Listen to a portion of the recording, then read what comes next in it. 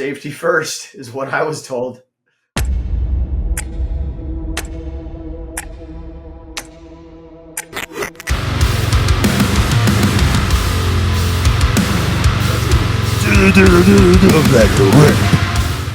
Thought you just pulled out the fucking 12-incher old ripper. The old DJI. Yeah, yeah, dude. It's the creator's best bong. Yep. Sup, dog? What's up, dog?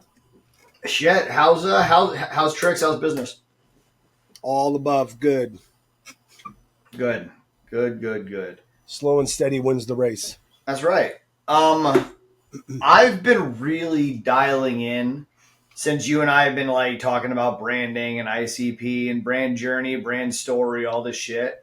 I have created some wild frameworks lately that are they're absorbable and simple for artists and just simple questions to ask yourself. Sometimes those are the hardest questions to ask yourself. The most simple questions can sometimes give the most thought to the people because they forget about the basics. So here's what I have a hard time with though, is sometimes I feel like even my delivery, the way that I speak.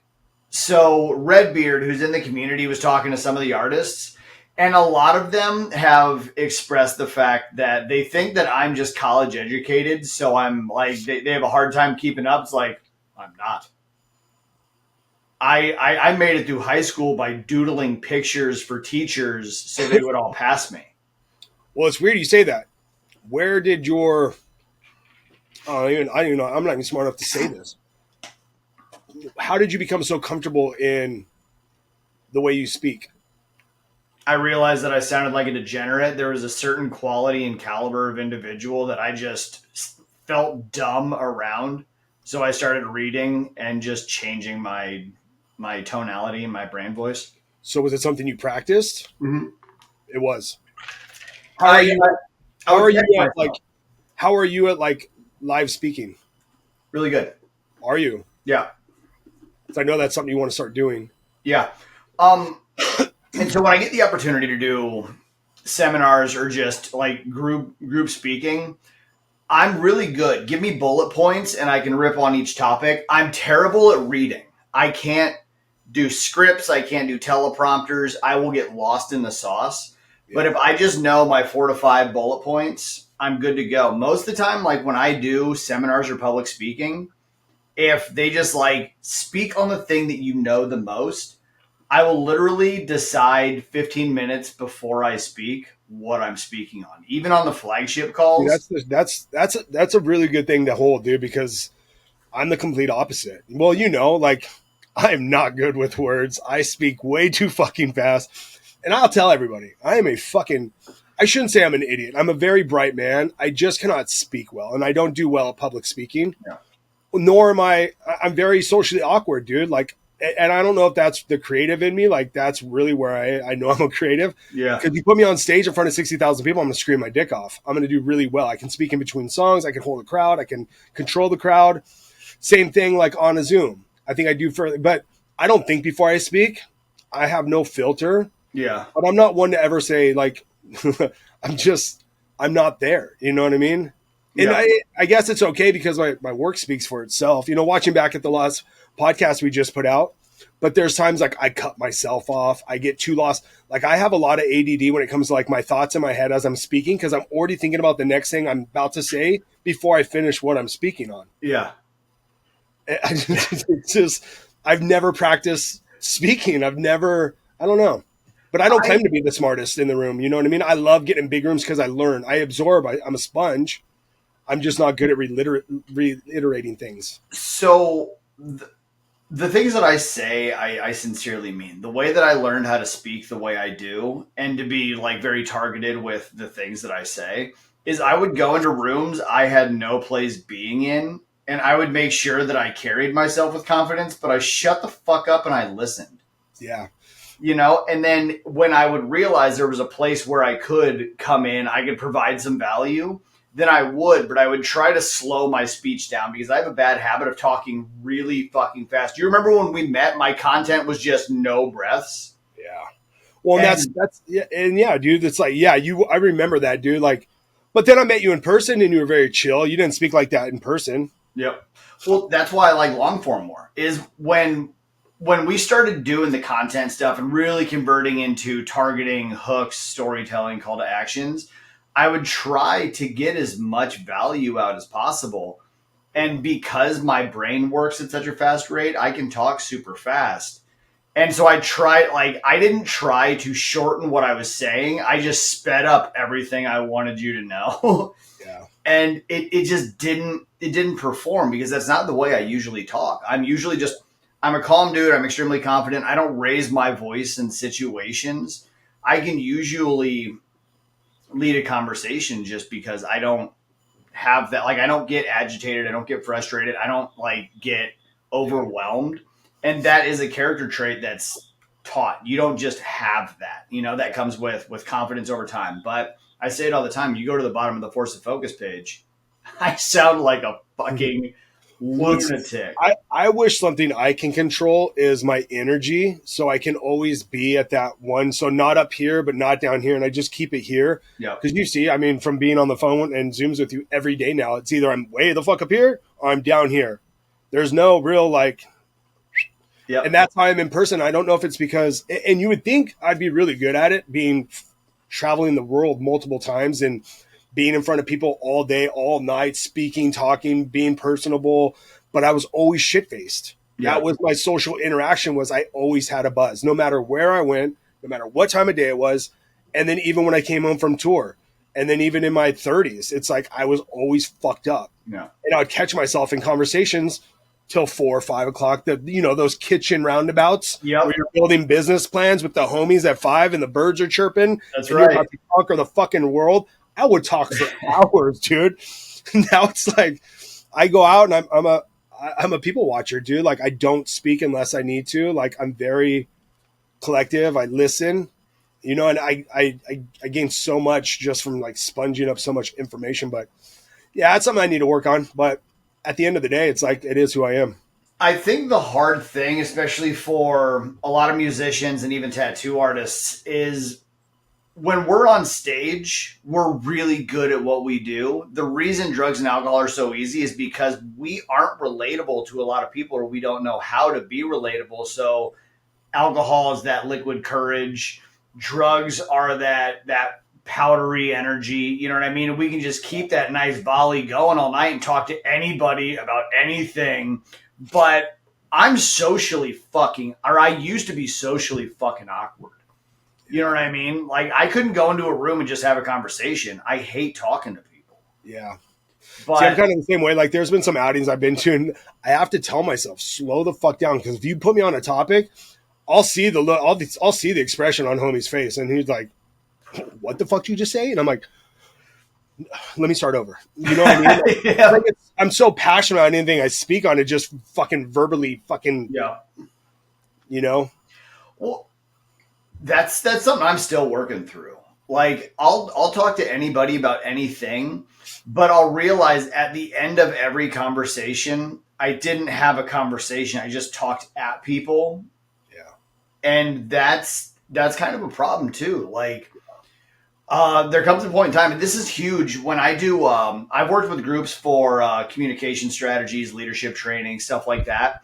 And one of the biggest things a lot of people struggle with is communication. They don't talk with people, they talk at people. You see it in relationships all the time. You don't yeah, talk with your wife, you talk at your wife. You don't talk to your friends, you talk at your friends. You talk over your friends. yeah.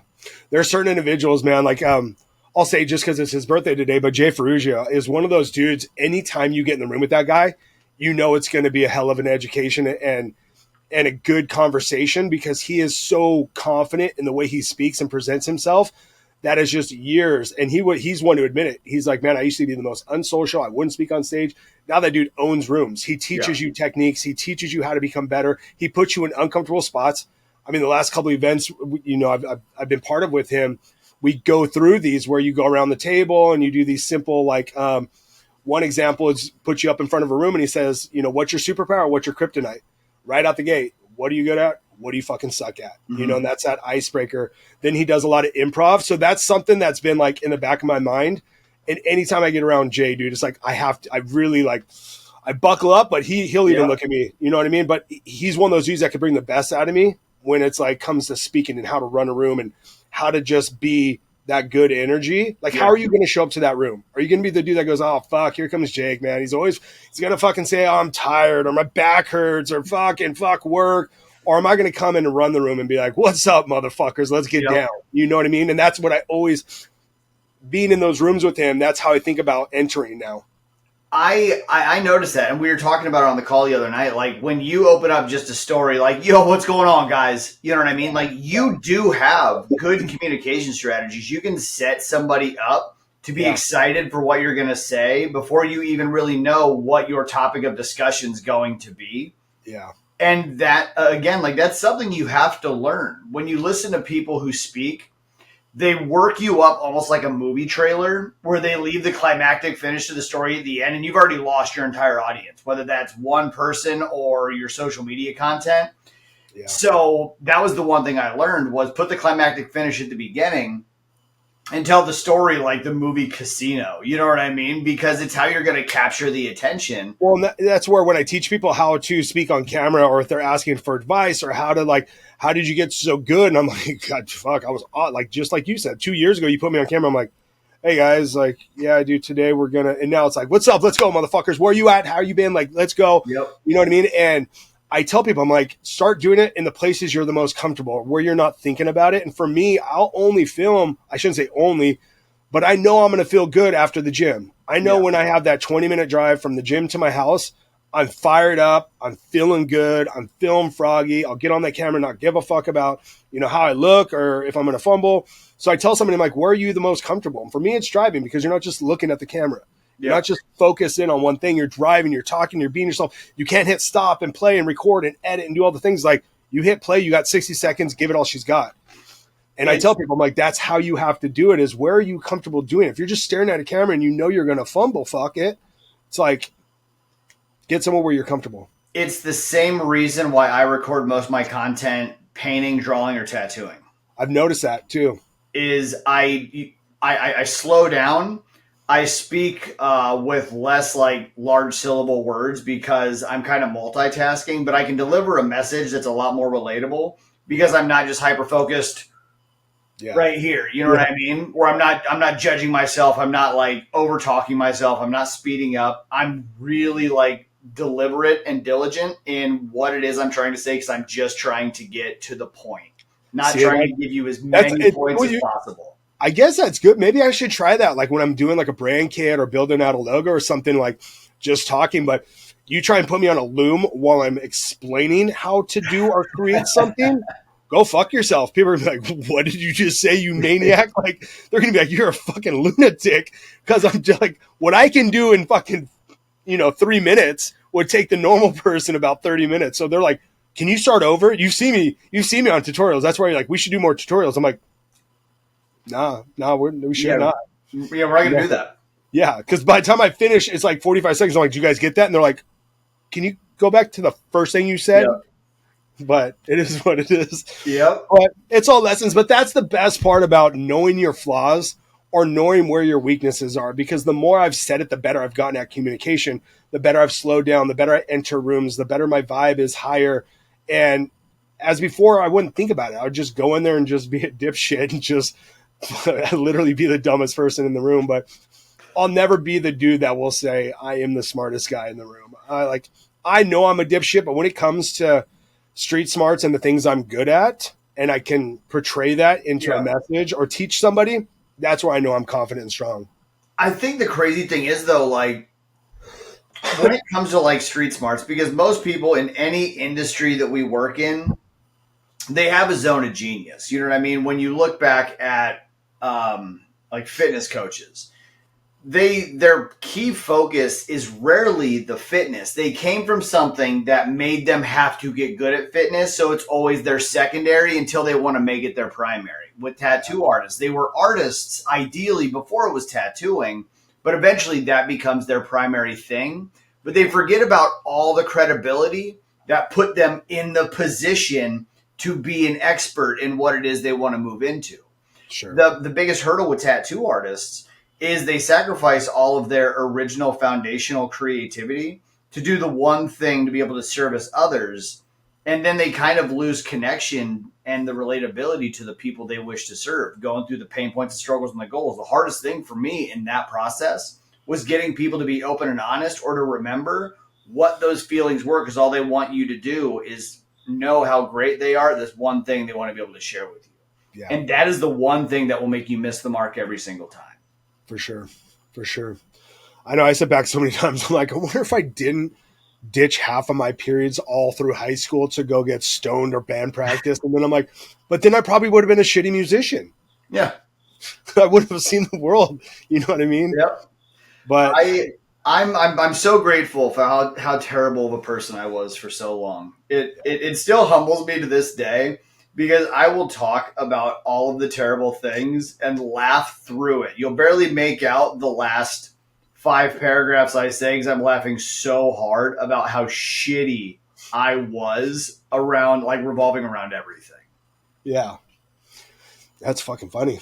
Yeah, I mean, I shouldn't say I was a bad drunk, but there was times I was a dickhead. I'd get to that point. We called it Yeah Jake. I was nicknamed that because when I got to that blackout point, I was just full retard. Just, yeah, Jake, you know, like punch myself. I was either fucking naked running somewhere out in the middle of nowhere. I was playing fucking Frogger with UP trucks or trains. Like, there were literal times like people threw me at, like, just being dumb, like just to that point of no return where I'm standing on the tracks like, let's go, you know? Yeah. And Yeah. I look back and I'm like, what a fucking idiot, dude. But everyone, I know a lot of people have some pretty bad stories. But we all worked through it, you know what I mean? And all those experiences and triumphs and trials and errors like led everyone to where they are now. Yeah, good times. I don't know, man. Like, part of me, I wouldn't trade any of it. Like, even the darkest of times, Yeah. I wouldn't trade any of it for the fucking world. I could, yeah, I probably can. I would say the same thing, dude. I mean, half of it I don't remember, so that's probably a good thing. Or else I'd be Yeah. like, I would change that one right there. But no, dude, I mean, I even used to get upset, you know, like, and I shouldn't be, like in my early 30s to own a gym and a house and have your first daughter by the age of like 33 years old. You're not doing too bad. You've done some things right. But I always consider myself a late bloomer, even in my early 30s, because for 10 years of my life, I was touring, you know, at the age of 18 up until 30 years old, we were playing shows every fucking weekend. And, I always was like, dude, I got such a late start. But then I look back and all the dudes at my age at that time were like, I wish I would have done what you did. Yeah. Because they're just stuck in that routine, that 9 to 5, as they still are.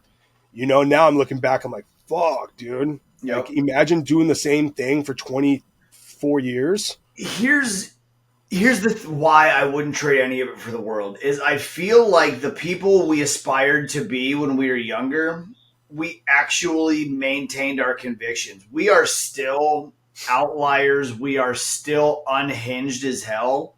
We've just done so much with it that we've professionalized the fuck out of it. And isn't that the fucking dream?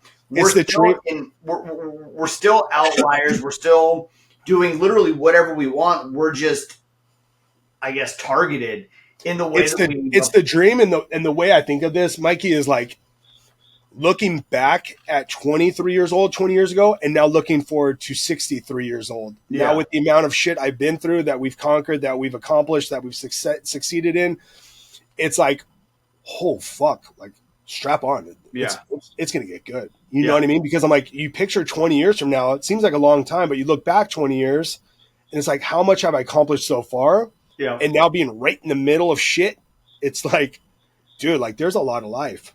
You know, hopefully. You just said it on one of the last times we recorded. Like, it finally feels like you're just getting started. Like, we're just now getting momentum, you know. But to anybody else, it just seems like we've accomplished so much. And to me, like, I'm finally getting the bearings to get the momentum going at a faster rate. Yeah. But then I look back at all of my old social circles and all the different things I had done. And you just see people doing the same shit, you know, doing the same stuff, the same character types, going to the same places, hanging out with the same people. And if that's good for them, if they're comfortable, if they're happy, if they're surviving just enough, and that's where they want to be, Yeah. cool. Dude, it's like the clip I just put today, dude. Like when it was like, when did you realize? And it's really like, as for as long as I've known that I can do anything I've wanted, it really got real. Like within those 8 weeks, because when you become this yes man, and you know when you say yes, you can do it. You can overcome the obstacles, whatever gets thrown at you. And guess what? If it doesn't work out, start over. Do it Yeah. again.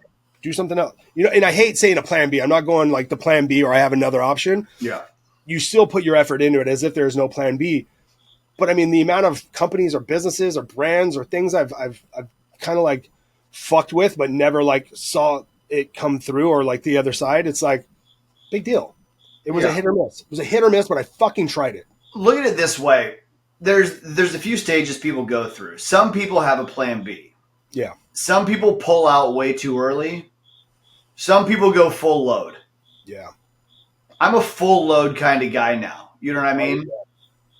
And I'm going ham on loads at this point, because I've done the plan B thing, and I never wanted a backup plan. I never wanted to think to myself, like, well, if this doesn't go my way, there's always a plan B, because that's always made the first initial outcome watered down anyway. So I just go like full in. I'm blowing loads everywhere, and we're going to see how shit plays. Yeah.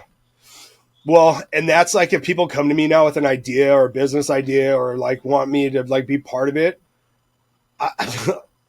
If I look them in the eye and they don't have that lunatic in them, or that like, if it's just like that casual, not 4 a.m., like talk in the kitchen, if they come to me and they're like, hey dude, what do you think about this, this, and this? I'm like, how all in are you? Well, I've been thinking about it. Nah. Yep. I want you to be like, this is it. This is the fucking thing. Yeah. We're fucking going for it. Yep. Lunatic, guns blazing, fucking tombstone. This is it. And then I'm like, then that gets me fired up. But someone comes like, hey, dude, I need this. And then like, well, what do you think about? Well, what do you think about it? What are you really good at? Like Mike taught me that recently. Mike Dolce, he was like, when you talk to somebody and you ask them like, what are you really good at? You let them explain like what they're good at. You don't want well, I could kind of do this and I dabble in this and I kind of like, well, I enjoy this. Like, no. Like the first conversation he had with me is like, hey, what are you really good at? I'm like, fucking everything. I can do whatever you need me to, bro. And he's like, explain. And I named it off. And just like, you know what I mean? 6 weeks later, it was done. And he's like, oh, the fuck? Who are you? At what point were you able to quit using half measure terms? Because at one point in time, we were that same. We were that same. Like, well, I know a little bit about this. I'm pretty good at this. I can wrap my head around it. But then eventually, I've noticed a massive shift since you and I have done this back and forth for so long, like knowing each other. Eventually, we're just confident as fuck about what it is we know, and we know what we don't know. Because I got at the point, fuck out of it now. It goes back and dude, like I get credit where credit's due. It was like, you know what I mean? Like Message to Garcia, B. Rowan. I've named this a few times. This was, I thought somebody was talking shit, and I'll just say it right now, it was Macro Matt. And one day I'd asked him for something, and he was like, bro, have you ever read Message to Garcia? I'm like, no. Why? He's like, read that book and then let me know. And I order the book, I get it, I read, I'm like, motherfucker, he's talking shit. Like, what the fuck, dude? Be Rowan? And then all of a sudden it clicked on me. Matt was helping me by saying, like, have you read Message to Garcia? Meaning, hey, dude, before you go and ask someone how to do it, figure it out first, or see if you can try and figure it out without. Because there was things I didn't think I should get into, or that I had the capability of knowing how to do it. And then when I read that book, everything clicked. So now when someone asks me if I could do something, if I flat out don't know, and it's like something way out of my jurisdiction or my pay grade, I'll be like, dude, I can't do that. If it's something I know I have the least bit of interest in, that I know I can overcome and finish, the job, I'm going to fucking give it everything I got to figure it out and learn it myself. So then the next person that asks me, I can teach them. And then that person can, and then it's the ripple effect. Yeah. So I think it was really within when I realized like there's some shit I don't know and I got to figure it out, which the last 2 years I've been doing. Now I just simply go on, I watch something on, I educate myself, I learn it, I perfect it, and then I teach it. And that's really, it was that book. Yeah. Because why let somebody else take money off your family's table when you know you can spend a couple days, do the research, fucking use AI, and start putting tools together to be able to learn it, so then you're not paying somebody else to do the job for you. That's really what it's all about. Yeah. I I've never read the book, but It's my favorite book because it's only, I don't read a whole lot. I'm an Audible guy, yeah, but this book is only 14 pages. It was right up my alley. that's I. I would still read that with my ears. I'm that guy. I think I did both. I'm one of those dudes where like I will read and listen to Audible. It's the only way my ADD brain will shut the fuck off. Yep. Is if I'm reading and listening at the same time, because then there's no distractions. Yeah. If I'm listening to just something, I'm so. If I'm reading something, I'm already thinking about what I'm going to have for dinner later. Yeah. So now I just do both, and it's the best way to comprehend. Yep. Well, it goes back to the way I record content when I multitask. I task stack life. You know what I mean? Because if I can do two things at once, both of them will somehow get more attention. Yeah. You know? Okay, so going back to the communication of everything, Yeah. where do you think no. What's your superpower? You know, I've changed my answer a few times since I've been asked this. My superpower is helping others become the best fucking versions of themselves. Yep. Because ultimately, I know that's so cliche, but when I really sit back and think about it, and I forget who I just told this to lately, somebody just, it was my boy Tony. We call him Lambro. He bought some viral gear, and I thanked him, and he goes, bro, like, I'll support anything you do. And he gave me this long text just basically telling me, he's like, since I've known you, and this is back like early Mantis days, his band used to play with me. He's like, you've always just been the realest fucking dude. You've always been the realest dude, and you've always had a heart of gold.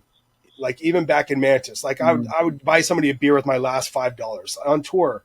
I paid, like, we were making $10 a day. I would buy my fans beers, but he's like, dude, you've just always had that kind heart and always gone above and beyond to help other people. He's like, especially in these last like few years, he was one of my clients. I got him down some great results.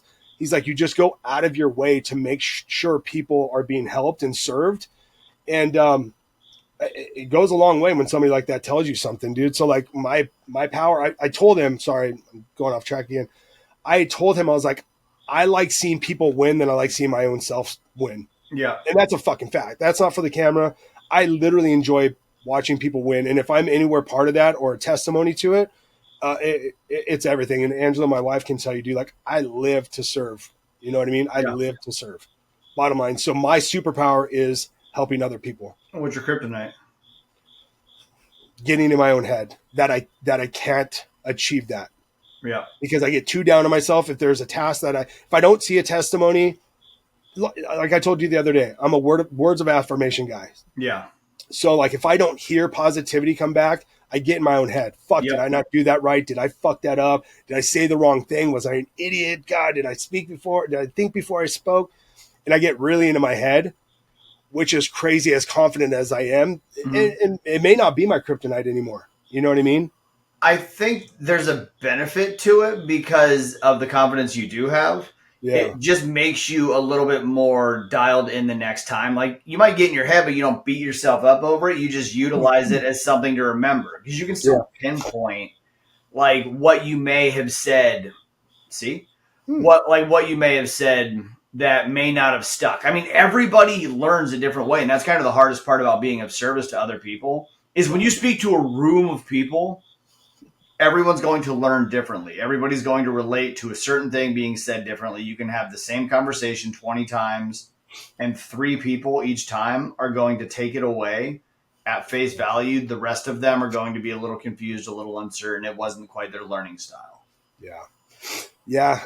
And I was going to tell you before we got off topic, I was going to say my goal was to do some improv classes and then Toastmasters. But then I started realizing I'm like, my goal isn't to be on stage to speak. My only goal to be on stage is to scream my face off. Yeah. Like, I've never had a goal to go publicly speak. It just doesn't amuse me. And I've never been like, fuck, I wish I could get up there and just run the crowd like that. I never thought about stand-up comedy. I never thought about acting. I never wanted to portray myself or have a different act as somebody that I'm not. Yeah. I thought by doing Toastmasters in improv, it could really fuck up my whole persona. Does that sound weird? No, I get that all too well. So when I was younger, I was a big fan of Hunter S. Thompson, and he was a Gonzo writer. And so he would embody what it was he was doing, and I always related to that, but he never lost touch of who he was in those moments. Sure. And it's very rare that you see that. And that's what I did. And I'll probably sound like a jackass saying this, but I never thought of myself of trying to be an actor because I never wanted to turn off who I was. I didn't ever want to portray something I wasn't. And I thought by public speaking or learning ways to get better at it would have just turned me into somebody I wasn't in public. Yeah. I didn't want to be able to hit that, even though I struggle with like hitting that light switch at all times, or even when I do Mantis, some nights I'm fucking belting out and I'm fucking confident. My screams are like up and down. Other nights I get up there and I'm like, fuck, dude, I don't want to be up here. Yeah. But for some reason, like trying to be someone I'm not just doesn't, I don't know. I don't know if that makes sense. I think that's why I always hated the fake it till you make it bumper sticker statement, because you don't have to fake it at all. You just have to understand the fact it's not going to be easy. The same reason everybody has paralysis by analysis, or the same reason everybody has imposter syndrome, sure, is because they weren't themselves through the process of, and that one thing they felt like they sacrificed about themselves to fake it till they made it is the exact same thing that makes them feel like they don't deserve to be in this place. Yeah. And why they have that imposter syndrome is because they just weren't genuine and authentic to themselves. And somewhere it took them off the path a little bit. Yeah. But the best fucking part of that is some of the most successful coaches or creatives I've seen are the ones that ask questions no matter if they look stupid. Yeah. The ones that constantly hold back or don't speak on those Zooms because they feel like they're going to be an idiot or say something stupid. I guess that's why I always just say stupid shit. Yeah. And ask dumb questions, because I don't want to be the dude in class that like has that question but so afraid to ask it because I was going to look dumb. I would ask it because I would learn from that question. Yeah. And then you'd see the looks on everyone else's faces going, God damn, I'm glad he asked that. That's why, like, on the calls, what I get so mad when people don't have questions or when they don't say their questions, because I already know that I can be very confusing. And when I rip, I'm going to hit you with 30 topics. Like even last night, you and I jumping from the difference between like designing your avatar, your ICP, your branding output, communication strategies, content creation. We went the whole gambit in an hour. Yeah. And no one had a question. Like, and that doesn't mean that they weren't present in it. It just means they either weren't taking notes or they weren't confident enough to just ask as the question presented itself. Sure. You know, and that really shows that you are present and you're trying to absorb the information. Yeah. You know, it's a known fact doing this for so long. The ones that have jumped on Zooms and be like, I don't get that, or can you please explain that? As a leader, you don't get upset. You're like, thank you. Yeah. Thank you. Not only that, it helps you explain it again, and you slow it down, and you lean on that a little bit harder. But the value somebody gets off of that one moment where they come off mute button and fucking ask that, a light bulb goes off. Because I remember being that person in the Zoom room. I'm sitting there going, God damn, I don't get what they're talking about. Fucking do it, Jake. Raise your fucking hand. There's 30 people in here. Don't be an idiot. And I'd be like, I don't get that. You know, maybe one person might go, you know, Doyle rules type of shit. You know what I mean? Like, but when he doesn't even know. But like, it made me so much better because I came off mute and fucking heard the sound of my voice, you know, and second, I figured it out. That is it. A lot of the time it starts a chain reaction also, or worst case scenario, just bring up Limp Bizkit. You know what I mean? You want to get some interaction in the rooms. You start talking about Limp Bizkit and all of a sudden everybody's all ears. Yeah, that did happen. We have proof of concept of that. We do, dude. That's fucking great. But yeah, I don't know, man. I'm still up and down. You know, there's times, I just got to a point, because I've said some dumb shit on stage too. Oh man, I used to fucking just punish people. And I just look back at the video somebody would show me, and I'm like, Jesus Christ, I'm an animal, dude. What am I doing? You know, but it's just like, just who I am. You know what I want? What I really want more than anything? I want to bring that back. Because even in tattooing, I remember one of my favorite things about being a tattoo artist was being able to just say things Yeah. and no one get offended by it because they understood the culture and the environment in which they were in. Yeah. Where now everybody's worried about what they're going to say, how they're going to sound, how they're going to look, but they're in a business that they're building. It's your business, and you have to know that you have the confidence to say what's on your mind, no matter how dumb it sounds, or no matter how like what the fuck did you just I say? don't even, fuck, I wish I remember the creator. I don't even know who he is. He's got a pretty big following. And one of his reels popped up, dude, and he goes, hey, like, you know how they do the comments and then they talk about the comments they Yeah, got from like a previous post? And one of the comments was like, you need to stay out of politics. He's like, you need to stay the fuck off my page. Last I checked, this is my page and I can say whatever the fuck I want. yeah, You can fucking unfollow me, dude. And I was like, that's the shit we need. yeah, Like, because all you see is just, dude, like, no matter the person, it could be the greatest person in the world, dude, just talking about something so nicely. And you got those fucking 5 people that just fucking talk shit, that just like have to say something negative, dude. And yeah, you know, and that really used to, I've come from that from a long time, being in my band forums back in Mantis or being the MTV Battle for Ozfest guy. Like the reviews I read on Blabbermouth and fucking Metal Edge and all these Revolver, man, we would do an interview and there would just be a laundry list of just people talking shit.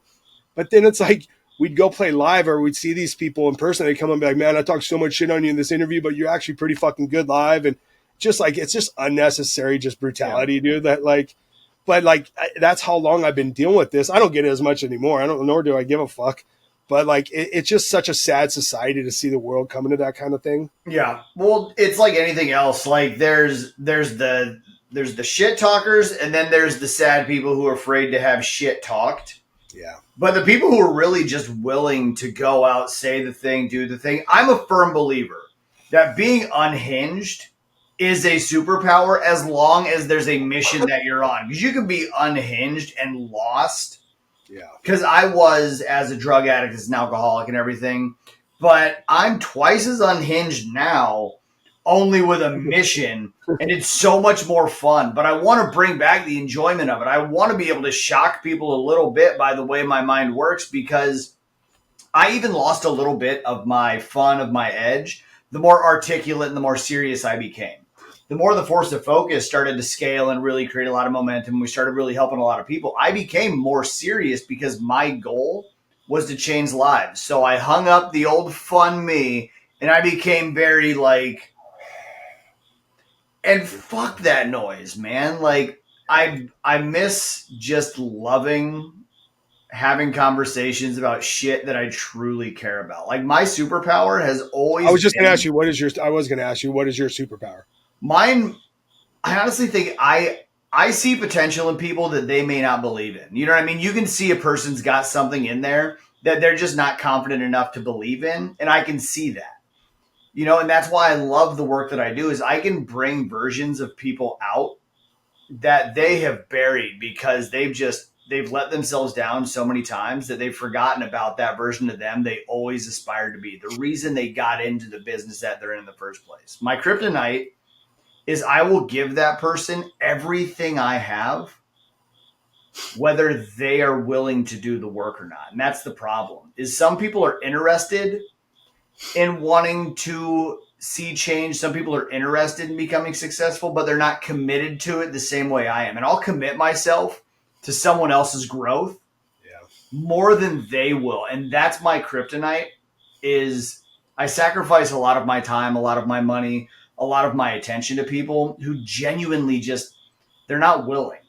Yeah. And that's where I get beat up. That's my doubt. You know what I mean? At what point, if it's happened, at what point do you give up? At what point do you say, fuck, I can't fix you? I mean, honestly, I don't think I ever give up, but there comes a point in Or time would where they give up? and I think there comes a point in time, and I try to make it as clear as possible.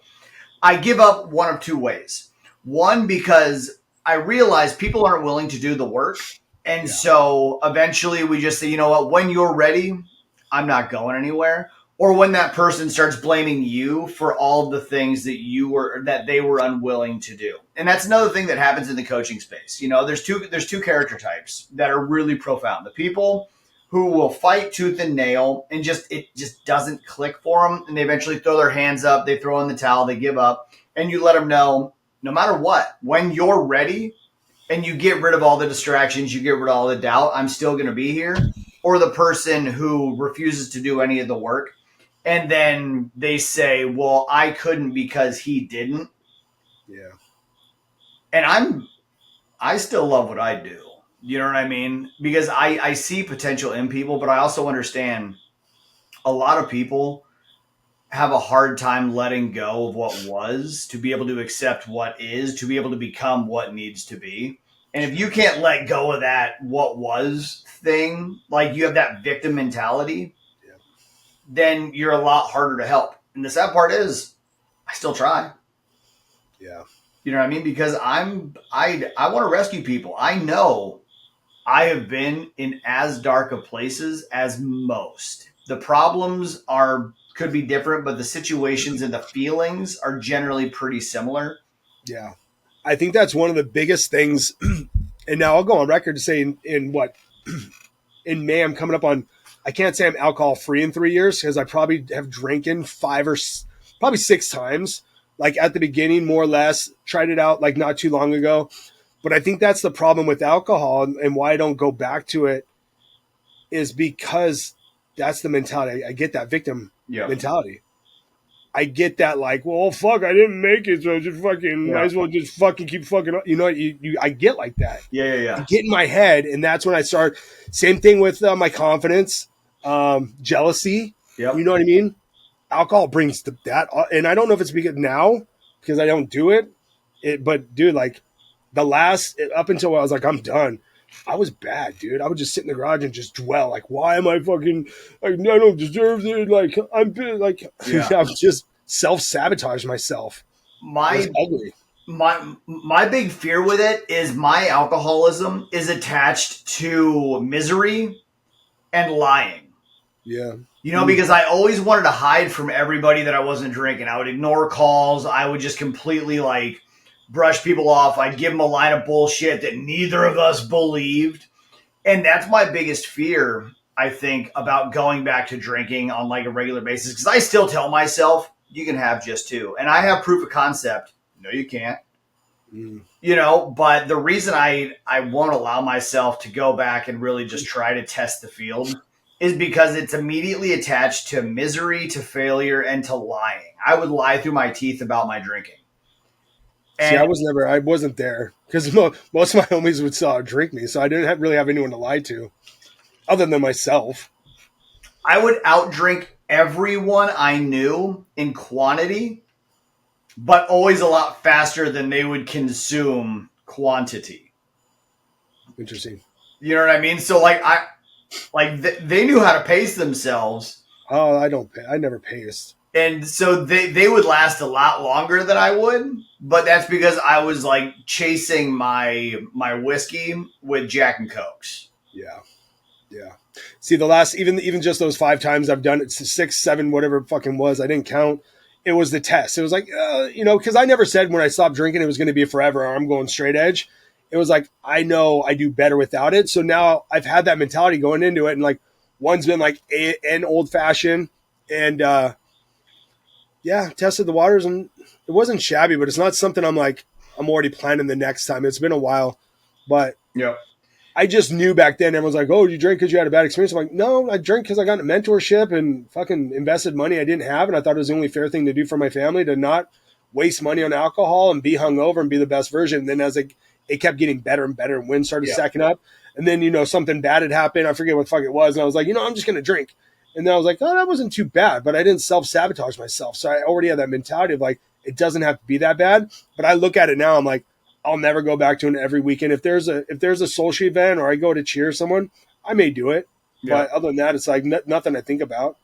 I told myself once upon a time when I got sober, I will never allow drugs and alcohol back into my life. And that was a promise that no one should ever keep to themselves because they can't guarantee it. You know what I mean? I never made a promise. See, I never sat down. I was like, I swear I'll never drink again. Nor when I got sober, I wasn't like, I'm never drinking again. Yeah. Or there's that one bad thing that happened. I never had to go to AA. God forbid, I never had a DUI, anything like that. I should have 1,000 fucking times probably, but I have 7. Yeah, don't drink. Yeah. Now hold on, hear me out. In my defense, I don't think there's a defense on 7. that's lifetime. That's not like so. Yeah. I mean, for all the times that I drank and drove, I'm still batting 1,000. You know what I mean? Yeah. But I mean, my big thing is, man, like I don't give a fuck what people do. I also never had boundaries in my life. I never played by rules. I never had any rules of engagement. I never told myself I'm only going to go out for a couple. I knew what I was doing. So same thing too. Like even when I was at my worst, it's like I knew I was going out to fuck shit up. Yeah. I wanted to party for 2 days straight. Yeah.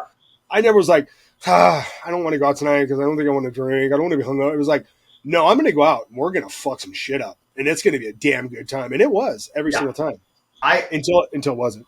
It got real dark toward the end for me. But I mean, that's what, even the worst times, wouldn't trade it for the world because I've got some pretty vivid memories of things no one would ever believe that occurred in my life. I've lived so many lifetimes and I wouldn't trade any of them for the world because they've made me the unhinged human I am today. And I can do so much because of, I don't want to be that guy. It's like, I can do so much because of what I've overcome. No, I can do so much because of what the fuck I experienced. I have tested the human limits of psychology of what a person can withstand and still stand. It's crazy to think about beside my drummer, like 4 of the gnarliest partying, alcoholic degenerates in one fucking RV traveling the world with no rules, money for booze. They gave us free booze just to play. Like who the fuck does that? Yeah. And to like say like I was 23 walking through New York for the 5th time, like at 3 a.m, like how the fuck am I alive? Yeah. It's like me and my bass player, dude, like we still talk. I mean, I still talk to all of them, dude, but you know, me and Clint were just like working together, dude. And we're just like, he just had his 44th birthday and here I am 40. And I'm like, how?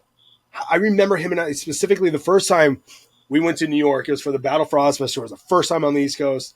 And we were at some bars in between one of the nights and we were at Big Dave, which was Ozzy's like best friend. He was the nanny. And Big Dave's like, come on, we're going to go to this bar. And just me and Clint go, we get hammered. And we're like, Big Dave, how far is CBGB's? He's like, oh, bro, that's on the other side of New York. There's no fucking way. There's no way. And we're like, we took that as like a challenge.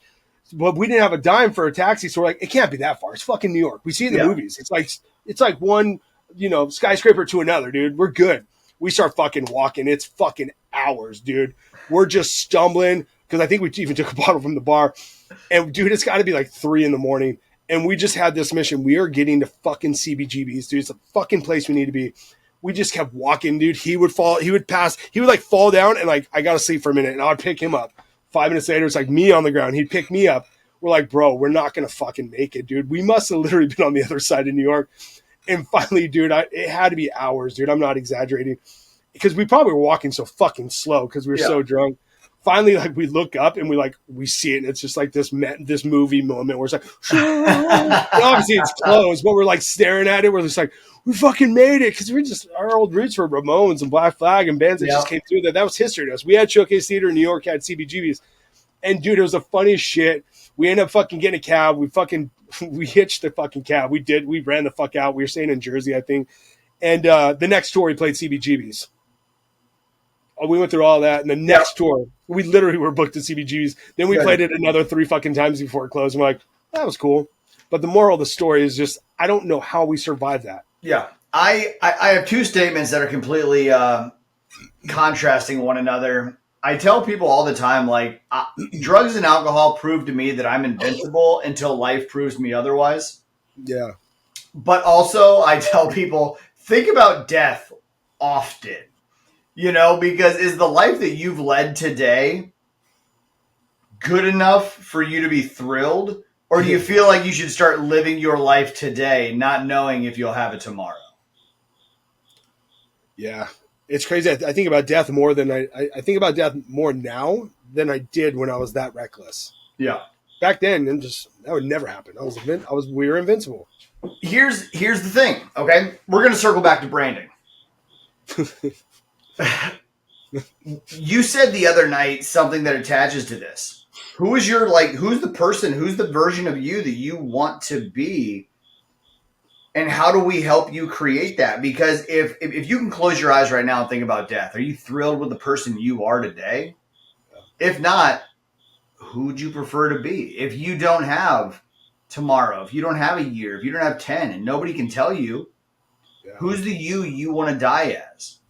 That is the version of you should work to become, and that is the brand that you should represent. Because the person you are may not be. Have you ever written a eulogy for yourself? Oh yeah. Have you? I just someone who the fuck said that? I read it or saw it somewhere. Someone's like, "You want to take a look at your life? Write your own eulogy." Mm-hmm. And I was like, "Fuck." Yeah, one of the first things Rob Bailey had me do was that. Oof. Yeah. So I work with Rob and I work with Keaton. Rob had me write my fucking eulogy. Keaton had me write letters to my younger self. God damn. Those, you know what I mean? Like, fuck off. I don't want to. I'm not meeting them. Yeah, there's a lot of deep work with those two buttholes, man. That's fucked up shit. That goes from one extreme to even the worst extreme. Yep. Which one did you start with? I actually started with the eulogy. I would probably do it backwards, unless that's not the way they do it. That was the order in which they gave it to me. That wasn't like pick one or the other. No, I know. I was like, okay, I didn't know if they're. Yeah, dude, I've never.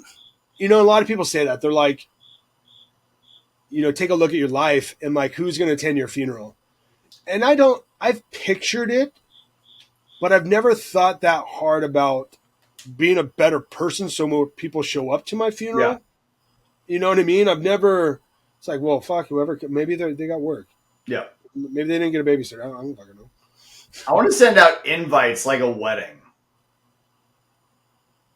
I want to have them all already written out, and the minute I die, Katie will be in charge of setting out the invites. And I want them to be real elaborate cards, real sparkly. Can it be a BYOB? Can it be a BYOB? Of course.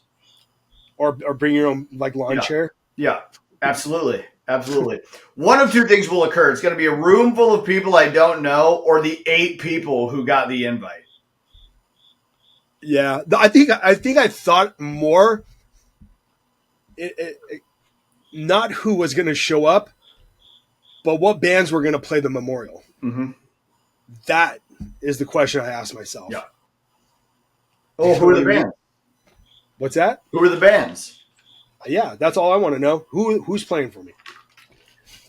But dude, it's crazy we're talking about this because I just started a new show last night with Angela. Man, we were going back and forth. We watched. It's so funny, dude. Speaking of like entrepreneurs and all these fucking dickheads that are like, if you have time to watch Netflix, you got time to build a business. Like, fuck you. I'm sitting down for 90 minutes with my wife and I'm going to watch a fucking flick. Okay, that's what makes you a real person. Escape reality for those 90 minutes. Well, we started a series called Dark Matter. Heard of it. On Apple TV. Okay. First episode was pretty gnarly. The guy's got a great life, did the things, wife, he's got the son. Seems like he's got the perfect fucking life. His buddy calls him, says he got this award that he possibly should have been getting. So he meets the guy for drinks, they're buddies, they're talking about it. Well, his buddy offers him a position to move to another state. And on his walk home, he gets fucking swooped up, has no idea what's going on. The guy asks him, he's got a mask on, he puts him to gunpoint, he goes, "Are you truly living the life that you want to live?" And he kind of was like, "Well, no." And the guy fucking puts him to sleep with some needle, wakes up, but you got to watch the show. You guys got to watch the show now. But it reminded me of that scenario where the dude was unhappy, but long story short, he ends up like waking up to another life and trying to figure out what's going. Like he still knows who he is, but woke up to whole new, like nobody knows what's happening. So really cool. I'm interested. I'm going to be sitting in about an hour and a half watching episode 2. I'm going to look into it. Yeah, Dark Matters, Apple TV. You know how I like to be educated, obviously. Yeah. So Katie and I have become self-proclaimed ancient astronaut theorists because it seems that the only thing we watch anymore is Ancient Aliens. Interesting. I've never. Not one. Well, then you're not going to know what to do or how to carry conversations when it inevitably occurs. And all of my information will probably be fabricated as well, but at least it's going to be entertaining to watch me try. Here's the difference, Mikey. I will figure it the fuck out. Yeah, that's right. I'll ask my ChatGPT. Yeah. I'll be like, wait, say that again? Yep. Write that in my brand voice and my brand identity. I'm going to have to go for my customer persona with this here alien, and let's figure out a brand strategy along with some visual identity for the alien. But yeah, say this like you're speaking to an 8-year-old. Yes. An ancient 8-year-old. Yeah. Yeah, I don't know why. Like, it's not that I'm that guy that says, don't spend time. Because Katie and I make sure we do at least one date night a week. It's in the calendar. It's important. We go see a movie. We go do something. But when I leave these calls, when I get done off community, when I do all the things, I go up, we lay in bed, and every time it's just fucking ancient aliens. That's fucking funny. Yeah, Where does one find ancient alien documentaries? I mean, you can find ancient aliens on God, it's not going to be on my fucking phone. Now I heard your ass. Yep, Netflix, Prime. You can find. Are these new or are these from like Unsolved Mystery Days? Oh, dude, this is all the History Channel. They've got like 25, 26 episodes. God damn it! Right. They're still putting them out. I'm excited. Needless to say, I'm excited. If that's your thing. I'm not going to dish you for it. I don't even know if it's my thing anymore. It's just kind of my character. Sure, the fuck sounds like it's your thing. I know. Well, I'm an ancient astronaut theorist, so I didn't choose it. Doomsday Prepper, dude. So it kind of goes hand in hand. Yeah. Now it's all coming together, Mikey. But see, that's what happens when you live in Iowa. It's like cornfields and no mountains. You're meant for fire in the sky. Is that what you know about Iowa? Is there is corn, but there isn't mountains? Yeah. Okay, then you pretty much know everything you need to. You have no highways. It's 2-lane roads. John Denver plays on the jukebox at all the local diners. Well, the one diner in the whole state, I think. Did I sum it up pretty well? Yeah, you pretty much nailed it on the head. Or is that Nebraska? It's the same state with invisible lines, man. We do, however, have the country's largest outdoor skate park. I could tell you right now, there's a handful of states I could be like, couldn't tell you when, where, how, fucking driving through. But I know we've been through them. We played them all. Yeah. But I was one of those places where I look back and I'm like, what the fuck did we play in Iowa? You know what I mean? Yeah. Where's this world's biggest skating rink? Here in Des Moines, right here in. I can still get down on the quads, bud. Okay, prove it. Come on out to Iowa. Like, dude, Angela. So my friend Austin had her kid's birthday, and I rented a pair because I obviously don't have my RS 1000s with the pro plate and the quad witch doctor wheels. Yep. But I will say, Angela's like, I was like, I'm gonna have to warn you guys, I'm a pretty good skater, and like a few people looked at me like, you okay, Jake? I literally got on and I backward skated for like 45 minutes straight, flowing. Like, it was like Debbie Deb. It was like probably like 6 songs. I just backward skated the whole time. Everyone's watching me like, what the fuck? Like, he was serious?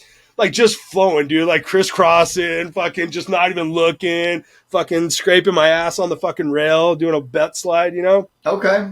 Yep. Angela was like, holy shit, you weren't lying. I'm like, that's what I did for so long. Yeah. 7 to like, I think it was like 5th to like 8th grade, I lived at the roller skate. And then I played roller hockey for 6 years. Did we go from the world's largest skateboard park to the world's largest skateboard? Oh, I was thinking skating rink. No. Why on God's earth would I steamroll this podcast recording to talk about roller skating? I was never I was a decent skateboarder, but I was the videographer. Uh-huh. Well, fuck, I was so excited. I thought you said skating rink. Nope. Doesn't sound anything like a skateboard park. The country's largest skate park. So up here's Californians. Yeah, but your one largest doesn't compare to our 400 skate parks across the state. Yeah, but nobody buried him in sand here, so suck it. I don't know what that means. During the pandemic, everybody was the state was dumping sand in skate parks so people wouldn't go out and use them. Oh, what a fucking bunch of fucking retards. You guys are the worst.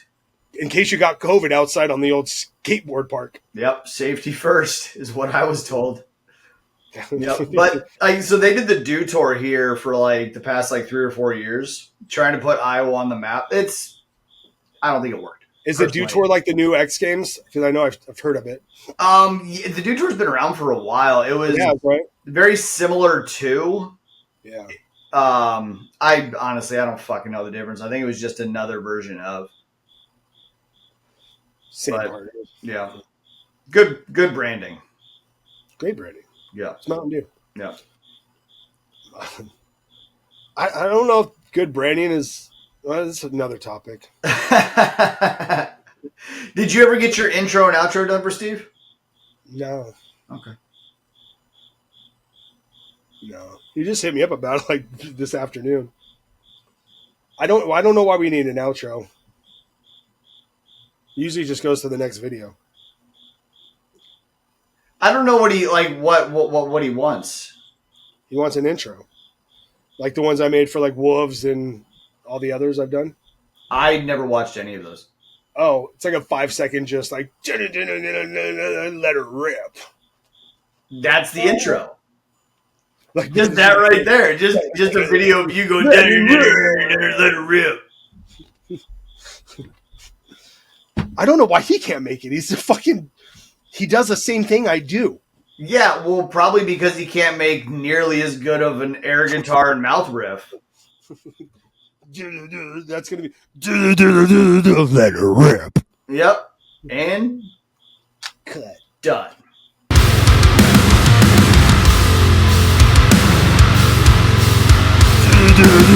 Let it rip.